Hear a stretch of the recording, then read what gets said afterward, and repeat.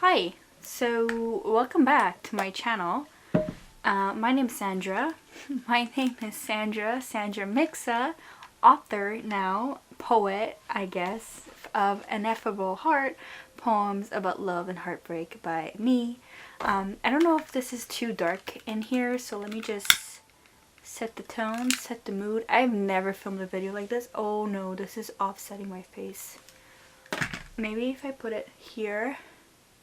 I'm just afraid to burn something down because my room is mostly made of books. Okay, let's try that. And maybe this one. Me and the devil walking side by side. How cute is this?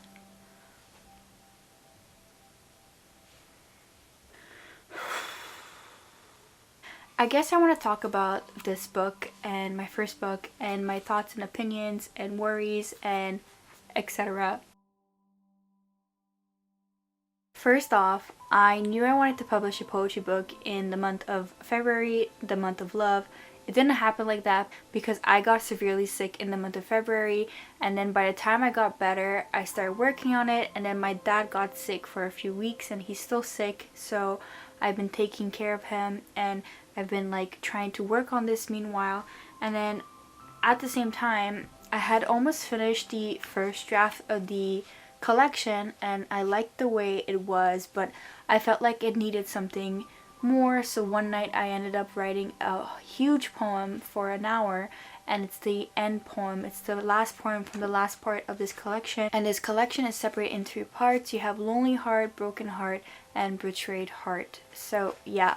And then what happened is I went on a trip with my boyfriend of 2 years. Well, we've been on and off for 2 years, and mostly we've been off because I've been trying to leave him, but I was trauma bonded to him, so I kept accepting him back, and every time I would block him, there was some place where I wouldn't block him, or I would unblock him a week later and he was already there texting me or calling me. So that was really hard on me, my mental state, my emotional state, so I would always take him back.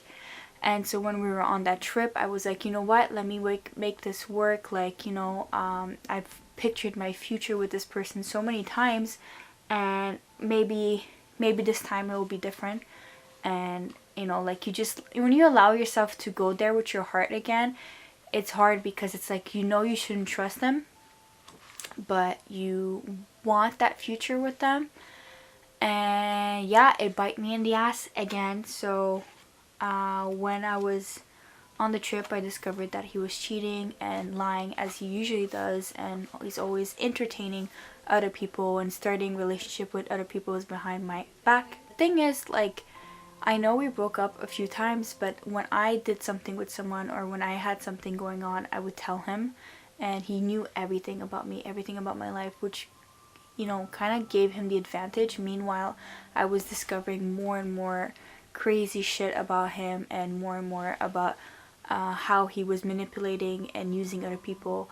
So yeah, and that gave me a fresh insight, and I went back into this poetry collection and I wrote it with the full truth and with the intention that this was it. This was what's going to save me and cut that toxic relationship for good once and for all. And there was no going back after I published this. And so we actually didn't end up talking after that trip. We spoke a bit, and then he surprised me for Valentine's Day. And actually what happened is that he also came for, I think it was a family weekend, and then I was just like so messed up from the whole thing, and then we didn't talk. And I don't know, honestly, I think like the trauma is just like messing with my brain at this point. I don't even want to think about anything about it.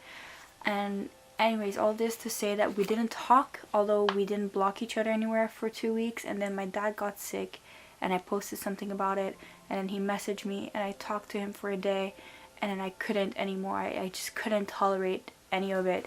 So I told him to like literally leave me the fuck alone again, and I blocked him off everywhere.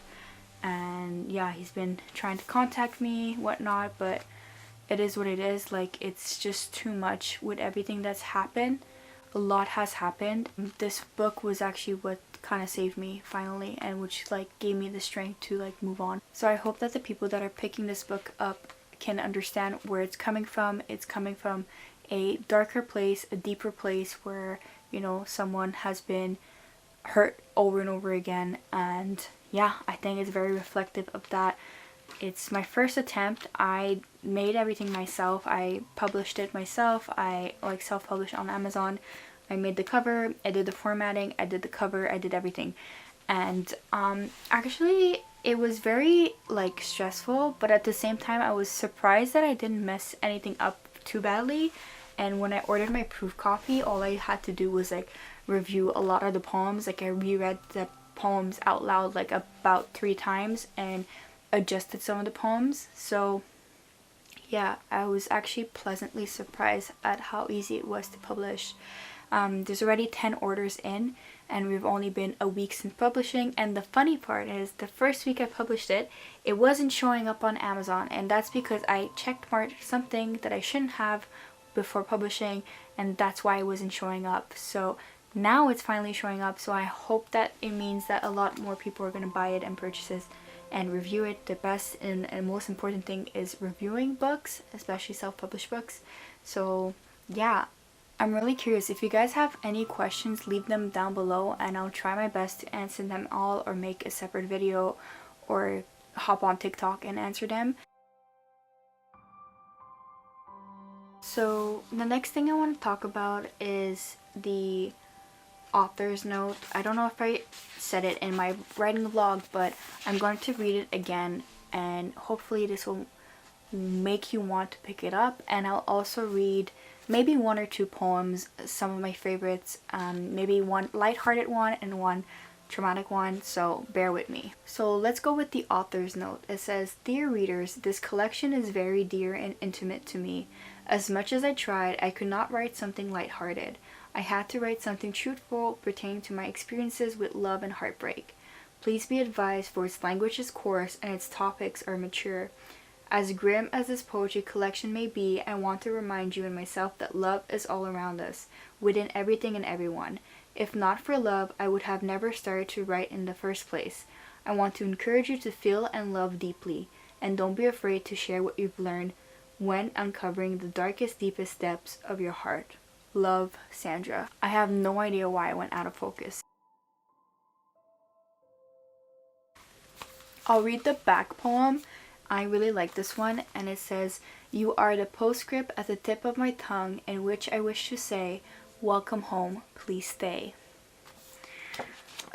Please be advised, that's like probably the only like lighthearted poem, because the rest is a bit hard. Okay, I'm gonna read this one. It's one of my favorite ones. I'm actually gonna read another one, because this one I like it because I remember writing it when the pandemic just started, and because I'm making these videos on the pandemic and my thoughts and impression on the pandemic, I feel like it's really cool to start with the one poem that I had written about someone that it didn't work out with during the pandemic. And in retrospect, I realize now that guy was way older than me, and he was like had a thing for younger girls, and I'm so glad it didn't work out, because I don't know, I think since like growing up and going to the pandemic, like I've had enough time to reflect and understand different dynamics, and understand how many times I put myself in like vulnerable situations without realizing, and how naive and gullible and trusting I was of people. So yeah, that's that poem. It says here, "Your smile amused amuse. Eucalyptus kiss, I love yous had me confused. A romance you simply had to diffuse. About the book by Marquez, 100 Years of Solitude. Now for me to live 100 days of rectitude. Marquez's Love in the Time of Cholera, I would have loved to read it with you. In our time of Corona, but you had to be selfish, too." Okay, to finish off, I'm gonna read one that my sister really loves. "I understand how you feel, I know what you're going through. Were the biggest lies you tried to force down my throat. Unlike you, I care if I'm a bad person or not. My guilt and my conscience, you've used those against me to wedge power, to loosen the death grip of your wrongdoings. You are the kid who cries wolf and when others come to help, you have turned back into the wolf, remorseless, vindictive, until the next person comes, and you, once a young boy, so helpful, so kind, a sweet guide in disguise once more. Okay, last one. This one is called I Was a Poet Once. I was a poet once, but somehow when your arms wrapped around my waist, making everything feel okay, I know that my poetry would die away. You couldn't stand the competition, the ripples of experience, the past loves, the romance, the emotions, so you took from the poet, and the poet wept day and night, night and day, until she could no longer let her love astray. I was a poet once, but you tried to take it away. I was a poet once, but you were greedy for me to stay. I was a poet once, but you told me no real love is this way. So I closed my books, opened my legs, and let you make me stay. The thing you loved about me you extinguished one by one. I was a poet once, my rhyme is complex, stressed and unstressed syllables all in the right place, but you held me in place and made my poetry liable. I was a poet once, morning, noon, and day. You loved my words, you loved my thoughts, you loved my dreams, so much so they became your own. You like ownership, don't you? First my choice, then my voice, followed by my verse. I was a poet once. Oh my god, my cat is just nestling inside of me. Say hi, Silas. Hi. So yeah, I don't know what else I actually want to talk about. I'm like having like a blank headspace right now. Like I'm just like no thoughts, just vibes. I don't know. I guess I'm just tired from the gym and my day. I don't know what else I wanted to talk about. Honestly, I feel like I wanted to talk about more. I think what I want to say is that this was very therapeutic for me. This was a long time coming. I love poetry. I've written a lot of poems before deciding to sit down and write this one. Some of these poems are really old, but most of them are scrapped anew, and they were just written in February before and after finding out I was cheated on. And yeah, I hope you enjoy. I hope you write your own poems. I hope you find the freedom and love and self-expression that you've always wanted. And yeah, if you have any questions, leave them down below and I'll come back with another video. And I'm also going to film a video on how to self-publish poetry. This is just my book. This is just a video presenting my book and my thoughts and yeah, what happened throughout. So I hope you enjoy. Keep reading, keep writing, keep living, keep experiencing life to the fullest, and I love you guys and see you on the next shelf. Bye!